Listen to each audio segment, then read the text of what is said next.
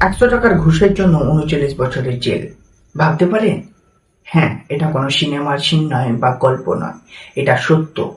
জগেশ্বর প্রসাদ আউধিয়া নিম্নবিত্ত পরিবারের সরকারি কর্মচারী ছিলেন।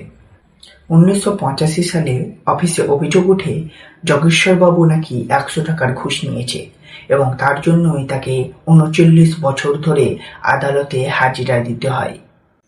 বারবার যেতে হয় এবং মাথা নত করে বলতে হয়, আমি কোনো ভুল করিনি, আমি ঘুষ নেইনি। সরকার বদলায়, বিচারপতি বদলায়, সময় বদলায়, কিন্তু জগেশ্বর ন্যায় পায় না। এখন যখন জগেশ্বরকে জিজ্ঞেস করা হলো তিনি কি চান, তিনি তখন বললেন, আমি শান্তিতে মরতে চাই, আমি শান্তিতে এই কিছুদিন বাঁচতে চাই, আমি চাই যেন আমাকে আর আদালতে পা না রাখতে হয়।